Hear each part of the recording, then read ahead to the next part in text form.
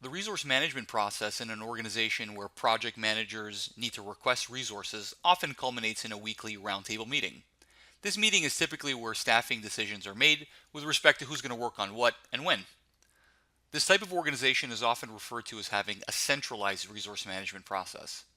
The biggest issue with meeting so infrequently is that the resource plan is out of date shortly after, due to the dynamic nature of the service delivery business and working with customers that are busy with their own projects.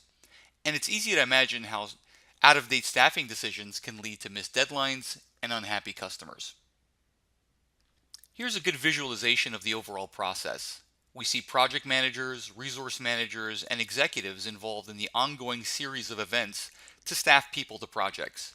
To keep our video on point, we're going to show the solution from a resource manager's vantage point, review an incoming request, search the resource pool for the most appropriate person, and book them.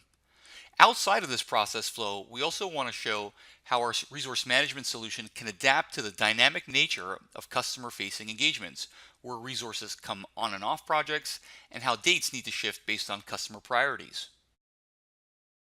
So jumping into it, we're seeing a resource manager profile here. This role can be provided to someone who has the dedicated responsibility of staffing resources. It can also be provided to team leads who are responsible for their subordinate schedules.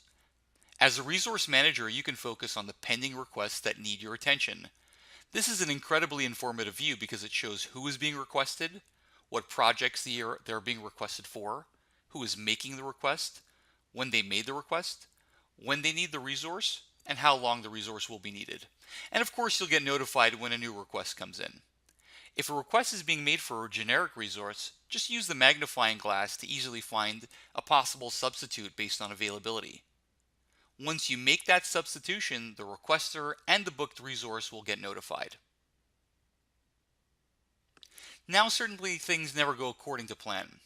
For example, if a customer asks to delay the project by 30 days, you need to have a simple way to shift your resources and ensure that you're not impacting the delivery of other projects. Going back to our planner view, I have a filter to show only resources allocated to this one project. I can easily look out 30 days to make sure the coast is clear of other projects. And if it looks good, I can move the resources by dragging and dropping. But if we're dealing with a larger project team, a more practical approach is to edit your resources in bulk and simply move out the bookings.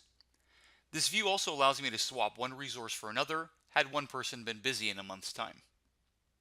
Implementing a centralized resource management process is definitely a step in the right direction, but I'm also sure you'll agree that having the right tool in place to complement the process will allow you to adapt to the ever-changing needs of customer-facing projects, ensure a higher delivery standard, and a more satisfied client.